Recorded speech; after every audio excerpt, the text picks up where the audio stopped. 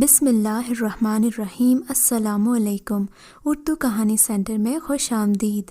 آج کے اس ویڈیو میں آپ کو ایک معصوم لڑکی کے اوپر بیتی دکھ بھری سچی کہانی سنانے چاہ رہی ہوں، لیکن کہانی سنانے سے پہلے نئے آنے والوں سے گزارش ہے کہ اردو کہانی سینٹر کو سبسکرائب کیجیے اور ہماری ویڈیو سب سے پہلے دیکھنے کے لیے بیل آئیکن کو کلک کیجیے۔ چلیے شروع کرتے ہیں کہانی۔ اس دن میں اپنی امی کی دوائیں لے کر میڈیکل سٹور سے باہر نکلا تھا۔ مجھے گھر پہنچنے کی کافی جلدی تھی۔ اماں اکثر واپسی پر میرا انتظار کر رہی ہوتی تھیں۔ میں جلدی سے اپنی بائک کی طرف بڑھ گیا جو سٹور میں جانے سے پہلے میں نے باہر ہی کھڑی کی تھی، لیکن بائک کے پاس پہنچ کر میں ٹھٹک کر رہ گیا۔ ایک درمیانی عمر کی عورت بکھرے بالوں کے ساتھ میری بائک پر بیٹھی تھی۔ آس پاس کے ماحول سے بے خبر وہ بائک سے کھیلنے میں مگن تھی۔ مجھے اس کا یہ انداز عجیب سا لگا۔ اس کا سر دوپٹے سے بے نیاز تھا۔ میں خاتون کے پاس گیا اور گلا کھنکھار کر اسے اپنی جانب متوجہ کرنے کی کوشش کی، مگر میرے بلانے پر وہ ٹس سے مس نہ ہوئی بلکہ یوں ہی بیٹھی رہی۔ پھر میں نے اسے خود ہی کہا، محترمہ یہ میری بائک ہے، آپ برائے مہربانی میری بائک سے اتر جائیے۔ میں نے قدرے اونچی آواز میں کہا تھا۔ عورت میری آواز سن کر چونک پڑی اور دیوانہ وار ہنسنے لگی۔ مجھے اس کا ہنسنا بہت برا لگ رہا تھا۔ شام کے سائے گہرے ہو رہے تھے اور مجھے جلد گھر پہنچنا تھا، اور یہاں یہ مصیبت تھی کہ میری جان نہیں چھوڑ رہی تھی۔ میں کشمکش کا شکار تھا کہ اب اس عورت سے کیا کہوں۔ تبھی اس نے میرے گال کو یوں پچکارا جیسے وہ کسی چھوٹے بچے سے مخاطب ہو۔ بولی، کیوں؟ روزانہ تم ہی بائک چلاؤ گے؟ آج تم میرے ساتھ بیٹھو، میں تمہیں سیر کرواتی ہوں۔ اب تو مجھے خاتون کی ذہنی حالت پر شبہ ہونے لگا۔ اتنے میں ایک نوعمر لڑکی تیز تیز قدم اٹھاتی میرے پاس آ گئی۔ اس نے اس عورت کی جانب دیکھا اور بولی، معاف کیجیے گا، یہ میری والدہ ہیں، ان کا ذہنی توازن درست نہیں ہے، انہیں چھوڑ کر میں سٹور میں ذرا دیر کو گئی تھی، بس انہوں نے اتنا کہہ کر وہ چپ ہو گئی۔ اس کی بات ادھوری رہ گئی۔ لڑکی کی بات سن کر مجھے خاصا شرمندگی ہوئی۔ میں تو اس عورت کے بارے میں کچھ اور ہی سوچ رہا تھا کہ خدا جانے کون ہے اور مجھ سے کیا چاہتی ہے۔ میں نے لڑکی سے معذرت کی اور کہا، مجھے معلوم ہوتا کہ یہ ذہنی طور پر بیمار ہیں تو میں انہیں کچھ بھی نہ کہتا۔ خیر وہ لڑکی اپنی ماں کو بائک سے اتارنے لگی، مگر خاتون نے بائک کو مضبوطی سے پکڑ لیا، گویا وہ بائک چھوڑنے پر راضی ہی نہ تھی۔ تھوڑی سی کوشش کے بعد لڑکی بے بس ہو گئی۔ یہ دیکھ کر مجھے کہنا ہی پڑا، اگر آپ برا نہ مانیں تو میں آپ کی والدہ کو آپ کے ساتھ آپ کے گھر چھوڑ آتا ہوں، ذرا سی دیر لگے گی اگر آپ کا گھر قریب ہے تو۔ میں نے کہا تو لڑکی فوراً مان گئی، کیونکہ اس کے علاوہ اور کوئی چارہ نہیں تھا۔ وہ اپنی ماں سے کچھ کہتی تو وہ چیخنے چلانے لگتی، سو لوگوں میں تماشا لگنے سے بہتر تھا کہ وہ میری بائک پر بیٹھ جاتی۔ سارا راستہ اس نے کوئی بات نہ کی، نہ ہی میں نے اس سے کچھ پوچھا۔ تھوڑی دیر چلنے کے بعد اس نے مجھے اپنے گھر کا راستہ بتایا۔ اس نے جس عمارت کا بتایا تھا وہ کوئی گھر تو نہیں تھا، البتہ یہ ایک گرلز ہاسٹل تھا جہاں شاید باقی بھی خواتین رہتی تھیں۔ ہاسٹل کے باہر رک کر لڑکی نے فون ملایا تو 2-3 لڑکیاں دروازے سے باہر آ گئیں اور اس کی ماں کو بائک سے اتار کر لے گئیں۔ مجھے اس عورت کی حالت دیکھ کر بہت ترس آیا۔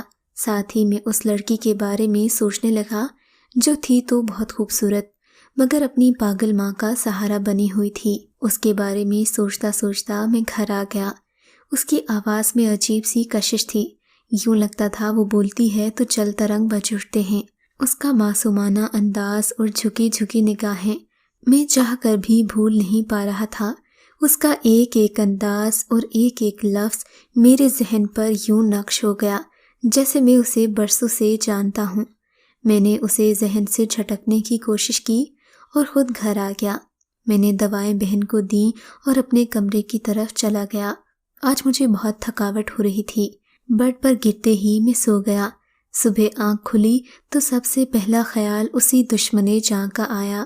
مجھے وہ بات یاد آ گئی کہ جو شخص آپ کو رات کو سونے سے پہلے اور صبح اٹھنے کے بعد یاد آئے، سمجھ لو اس سے دل کا کوئی رشتہ ہے۔ یہ بات یاد آتے ہی میں مسکرا پڑا، تو گویا اس انجان لڑکی سے میرے دل کا رشتہ منسوب ہو گیا تھا۔ اس بات کو 3 ہفتے گزر گئے۔ میری یہی کیفیت رہی۔ میں اکثر اس انجان لڑکی کو یاد کرتا، اسٹور کے باہر سے گزرتا تو وہی منظر یاد آتا۔ یہاں تک تو ٹھیک تھا، مگر اب میں اکثر میڈیکل اسٹور کے آس پاس سے گزرتا تو تھوڑی دیر کو رک جاتا۔ نہ جانے کیوں مجھے اس کا انتظار سا رہنے لگا تھا۔ میرا دل شدت سے چاہتا تھا کہ ایک بار اس سے ملاقات کروں اور اس سے پوچھوں وہ اپنی ماں کے ساتھ ہاسٹل میں کیوں رہتی ہے، اس کی زندگی کی کہانی کیا ہے، وغیرہ وغیرہ۔ مگر یہ تو ایک بہانہ تھا، اصل میں اسے پسند کرنے لگا تھا۔ خدا خدا کر کے ایک دن وہ مجھے اسٹور کے باہر نظر آ گئی۔ وہ دواؤں کا تھیلا لیے سڑک کے پار کھڑی شاید کسی گاڑی کا انتظار کر رہی تھی۔ میں نے اسے دیکھا تو فٹ سے اپنی بائک لے کر اس کے پاس پہنچا۔ میں نے اسے لفٹ دی اور بیٹھنے کا کہا۔ تھوڑے تردد کے بعد وہ بیٹھ گئی۔ یہ شام کا وقت تھا، سڑکوں پر زیادہ رش نہیں تھا۔ میں بائک دھیرے دھیرے سے چلانے لگا۔ ہم راستے میں باتیں کرنے لگے۔ اس نے اپنا نام سمرین بتایا تھا۔ اپنی صورت کی طرح اس کا نام بھی بہت خوبصورت تھا۔ راستہ کب ختم ہوا پتہ ہی نہیں چلا۔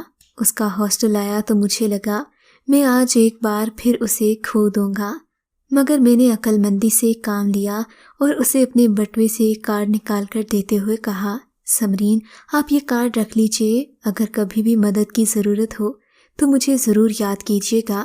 میں نے اسے کارڈ تھمایا تو اس نے مسکراتے ہوئے لے لیا، جیسے کارڈ تھمانے کا مطلب سمجھ گئی ہو۔ میں بھی یہی چاہتا تھا کہ سمرین مجھ سے رابطہ کرے، اور پھر ایسا ہی ہوا۔ میں رات کو سونے کی تیاری کر رہا تھا کہ سمرین کا میسج آ گیا۔ میں جانتا تھا اس کا میسج ضرور آئے گا، کیونکہ ہم آنکھوں ہی آنکھوں میں کئی باتیں کر چکے تھے۔ اس کا میسج ملتے ہی میری خوشی کی انتہا نہ رہی۔ اس دن ہم نے خوب باتیں کی۔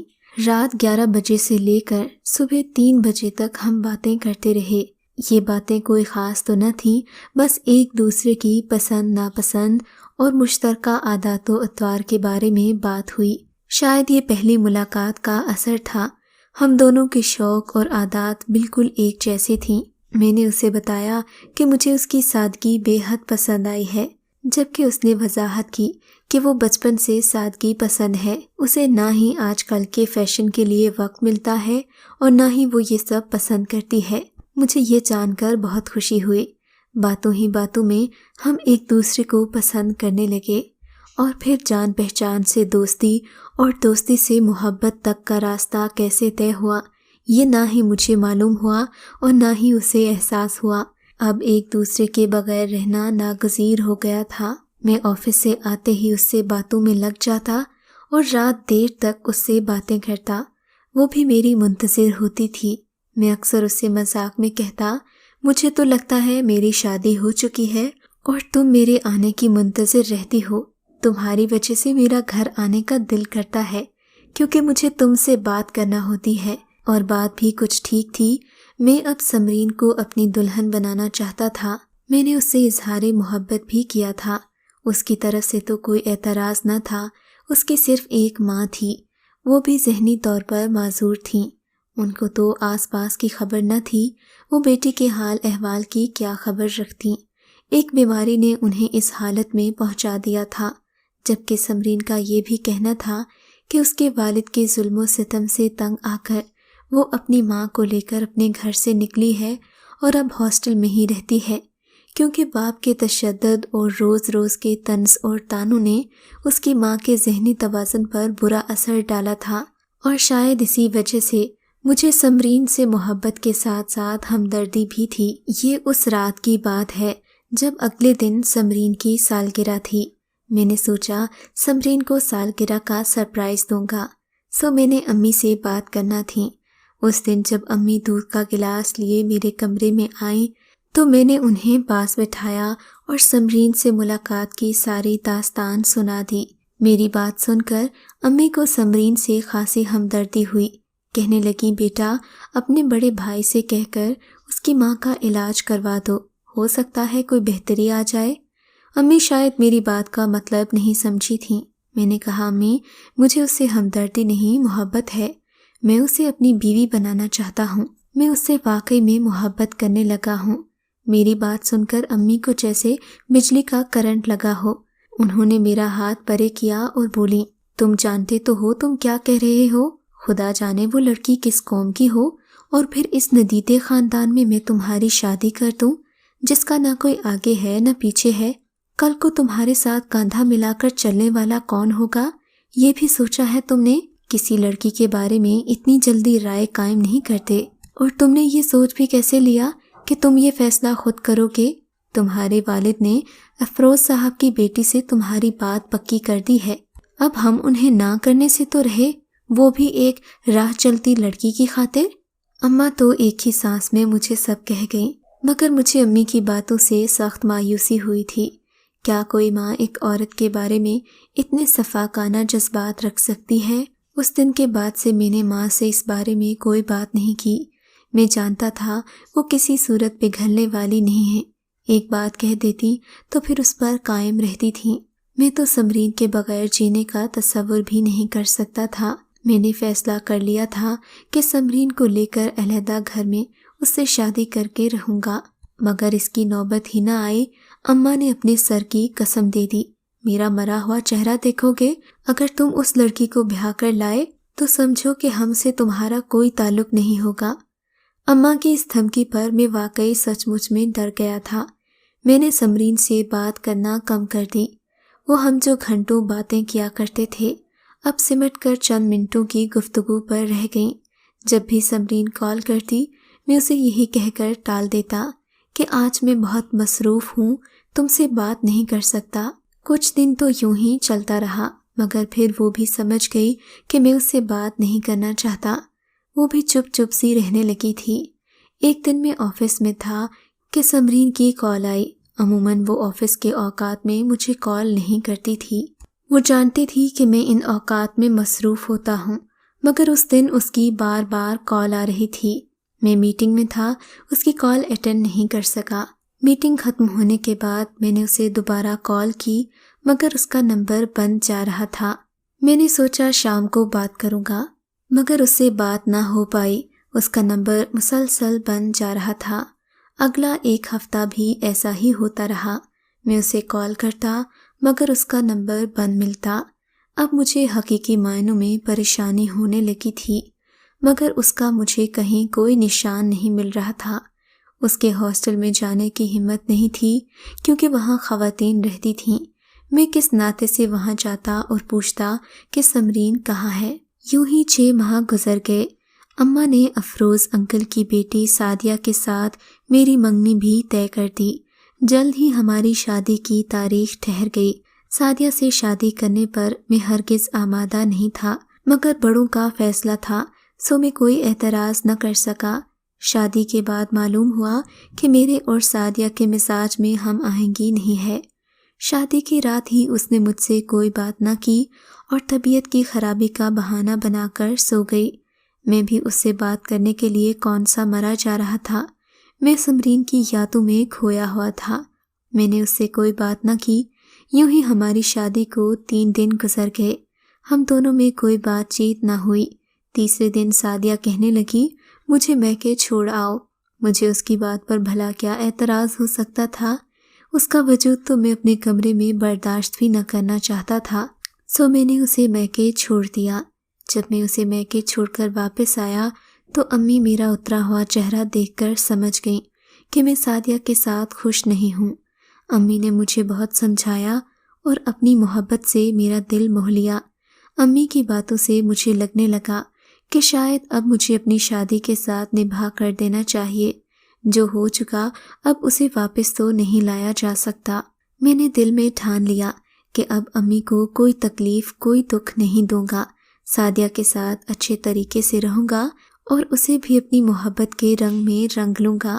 مگر یہ میری خوش فہمی تھی۔ سعدیہ میکے سے آئی تو اس کے تیور ہی اور تھے۔ میں اسے بات کرنے کی کوشش کرتا تو وہ اٹھ کر جانے لگتی، کبھی کہتی مجھے کوئی کام یاد آ گیا ہے۔ یوں ہی 1 ہفتہ اور گزر گیا۔ میرے اور سعدیہ کے درمیان ایک سرد سی دیوار قائم ہو گئی جسے چاہ کر بھی میں گرا نہیں سکا۔ سعدیہ کی طرف سے سرد مہری پا کر میں نے بھی اپنا والہانہ پن کم کر دیا۔ میں اپنی پہلی والی روش پر واپس آ گیا۔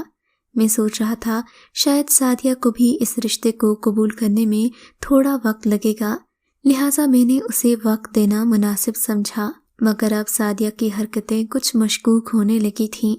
मैं अक्सर रात को सो जाता, कभी मेरी आंख खुलती तो वो कमरे में मौजूद न होती। कभी मैं आता तो मेरे अचानक आने पर वो घबरा जाती। मुझे मुसलसल लगता जैसे वो मुझसे कुछ छुपाने की कोशिश कर रही हो।